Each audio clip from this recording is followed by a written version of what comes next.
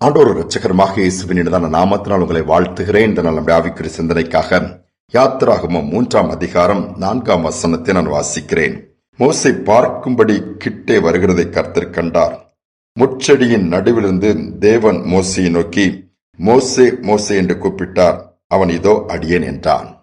வண்ணாந்தரமான ஒரு இடம். அங்கு மோசே ஆடு மேய்த்துக் கொண்டிருக்கிறார். ஒரு நாள் 2 நாள் அல்ல, 1 வருடம் 2 வருடம் அல்ல, 40 ஆண்டுகள். அதற்கு முன்பாக 40 ஆண்டுகள் அரண்மனை வாழ்க்கை. எடுத்த முயற்சிகளை தோல்வி, எதிர்பார்ப்புகள் எல்லாம் தோல்வி, நஷ்டத்தை கண்ட அந்த மோசே இனி அவ்வளவுதான் என்று சொல்லி ஆடு மேய்த்துக் கொண்டிருக்கும் பொழுது கர்த்தர் அவனை பார்க்கிறார்.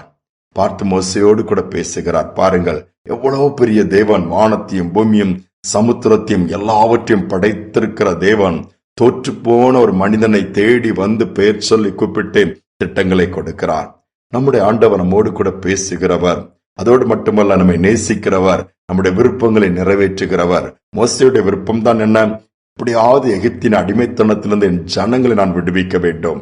ஆனால் மோசைக்கு அந்த விருப்பம் நல்லதுதான், ஆண்டவருடைய விருப்பமும் அதுதான். ஆனால் கையாண்ட விதம்தான், அவன் செய்த முறைதான் ஆண்டவருக்கு பிடிக்கவில்லை. தன்னுடைய பலத்தினால் செய்ய முடியும் நினைத்தான், தோற்று போனான்.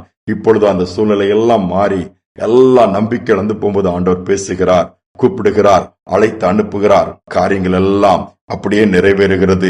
எல்லா எகிப்தின் அடிமைத்தனைகளையும் மாற்றி தண்டு ஜனங்களை விடுவித்துக் கொண்டு போகிறார். யோசித்து பாருங்கள். நீங்கள் ஒருவேளை தோற்று போயிருக்கலாம். குடும்பத்துக்கு இதை செய்யணும்னு நினைச்சேன், செய்ய முடியல. என் பிள்ளைகளுக்கு இதை செய்தணும்னு நினைச்சேன், செய்ய முடியல. எனக்கு இந்த மாதிரி ஒரு காரியத்தை ஏற்படுத்தணும்னு நினைக்கிறேன், முடியலன்னு தோற்று போய் அல்ல உங்க விருப்பங்கள் எல்லாம் நிறைவேறாம இனி அவ்வளவுதான் முடிவுக்கு வந்துட்டீங்களா? இல்ல, உங்கள் மேல் ஆண்டவர் நினைவா இருக்கிறார். அவர் உங்களை சந்திக்க விரும்புகிறார், பெயர் சொல்லி அழைக்க விரும்புகிறார், எல்லாவற்றுக்கும் மேல உங்களோடு பேச விரும்புகிறார். அவருடைய சத்தத்தை நீங்க கேட்க முடியும். கேட்டீங்கன்னா நிச்சயமாக அதுல ஒரு பெரிய திட்டத்தை கொடுப்பார். அதை நீங்கள் பெற்றுக்கொள்ள முடியும். அதன் மூலமாய் ஆண்டோட நாமம் மகிமைப்படும், உங்களுடைய விருப்பமும் நிறைவேறும். அநேக நேரம் நம்ம அதை உணராமல் போய்விடுகிறோம். இவ்வளவு பெரிய தேவன் நம்மோடு எப்படி பேசுவார் நினைக்கிறீர்கள்? இல்லை, நிச்சயமாக பேசுவார். அமெரிக்க அதிபராக இருந்த ரீகன் ஒரு முறை தன்னுடைய அலுவலகத்தில் இருக்கும் பொழுது திடீரென்று அவருக்கு ஒரு ஆசை வந்தது. தனக்கு கல்வி பயிற்று கொடுத்த அந்த ஆசிரியரோடு பேச வேண்டும் சொல்லி ஸ்கூல் லைஃப்ல தனக்கு கற்றுக் கொடுத்த ஆசிரியருடைய நம்பரை தேடி எடுத்து போன் பண்றாரு. அந்த ஆசிரியருக்கு வயதாயிடுச்சு. எடுத்து, ஹலோ, யார் பேசுறீங்கன்னு சொல்லும் போது அமெரிக்க ஜனாதிபதி ரீகன் பேசுறேன்னு சொல்லும் போது, இவரு என்ன விளையாடுறீங்களா, கிண்டலா பண்றீங்க, அவர் எப்படிங்க என்கிட்ட பேசுவாருன்னு சொல்லிட்டு போனை கட் பண்ணிருந்தாரு. திரும்ப போன் அடிக்கிறார். திரும்ப எடுத்து, நான் இந்த மாதிரி அமெரிக்க ஜனாதிபதி பேசுறேன் சார், நீங்க எனக்கு கற்றுக் கொடுத்தீங்க, நான் உங்க ஸ்டூடெண்ட், நான் பேசணும்னா திருப்பி என்னப்பா என்னை பரியாசம் பண்றேன்னு வச்சுட்டு 6 முறை இந்த மாதிரி அந்த ஜனாதிபதி பேசும் பொழுதும் அந்த ஆசிரியர் நம்பவில்லை. அப்படியே போனை கட் பண்ணி வச்சுட்டாரு.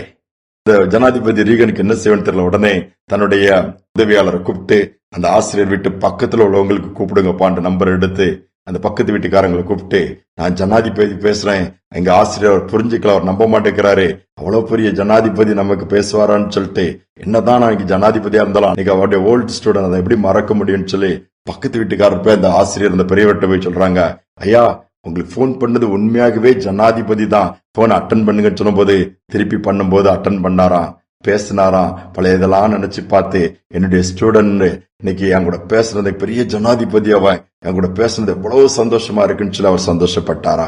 யோசித்து பாருங்கள், பெரிய தேவன் நம்மோடு கூட பேச விரும்புறாரு. அப்படி சத்தத்தை கேட்க நம்ம கேட்போம், எங்களோடு பேசுங்க ஆண்டவரேன்னு சொல்லி கேளுங்க. அதோடு மட்டுமல்ல, காரியங்களை அவர் வெளிப்படுத்துவாரு. வசனத்தில் அல்லது வார்த்தையின் மூலமாக, சொப்பனத்தின் மூலமாக, தரிசனத்தின் மூலமாய் நம்மோடு கூட பேச ஆண்டவர் காத்து கொண்டிருக்கிறார். எந்த காரியத்துல முடிவெடுக்க முடியல, எந்த காரியத்துல குழப்பத்துல இருக்கிறீங்க, எந்த காரியத்துல விடுதலைக்கு எதிர்பார்க்கிறீங்க, எந்த இடத்துல மாற்றம் வேணும், இயேசுவை நோக்கி கூப்பிட்டு பேசுங்கப்பா, உதவி பண்ணுங்க, காண்பீங்கன்னு சொல்லி பாருங்களேன். நிச்சயமாகவே அவருடைய சத்தத்தை கேட்க முடியும், திட்டத்தை அறிந்திக்க முடியும், எல்லாவற்றையும் நமக்கு ஆசீர்வாதமாய் அவர் மாற்றிக் கொடுக்கிறத பெற்றுக் கொள்ளவும் முடியும். ஜெபிப்போம். எங்கள் அன்பின் பரலோக தகப்பனே, சர்வ வல்லமுள்ள தேவன், அவ்வளவு பெரிய தேவனாக இருந்தாலும் நாங்கள் உம்முடைய சிருஷ்டிப்பு நீர் எங்களை உருவாக்கி இருக்கிறீர். தாயின் கருவிலே எங்களை நீர் அப்பா உருவாக்கி எங்களை இம்மட்டுமாய் பாதுகாக்கிறவர் நீர் தகப்பனே. நீர் பேச விரும்புகிற அந்த சத்தத்துக்கு நாங்கள் செவி கொடுக்க எங்களுக்கு கிருபை கொடுப்பீராக. இந்த ஆவியானுடைய நாட்களில் நாங்கள் வந்திருக்கிறோம். இந்த நாட்கள் இதை கேட்டுக்கொண்டிருக்கிற பிள்ளைகளை வசனத்தின் மூலமா நீர் பேசும்படியா நாங்கள் கேட்கிறேன் அப்பா. எனக்கு எதுவுமே முடியலன்னு சொல்லி இருக்கிற பிள்ளைகள் உங்களுடைய சத்தத்தை கேட்கும்படியாய் அவள் பெயரை சொல்லி கூப்பிட்டு பேசுங்க, உதவி செய்யுங்க. எல்லாம் முடியும். நீர் மோசையின் தேவன், எங்களுடைய தேவன். அப்படி செய்வதற்காய் ஸ்தோத்திரம். நடத்துவதற்காய் ஸ்தோத்திரம். தாழ்த்தி ஒப்பு கொடுக்கிறோம். துதிக நமைமை எல்லாமுக்கு செலுத்துகிறோம். இயேசுவின் நாமத்தில் வேண்டிக் கொள்கிறோம் நல்ல பிதாவே.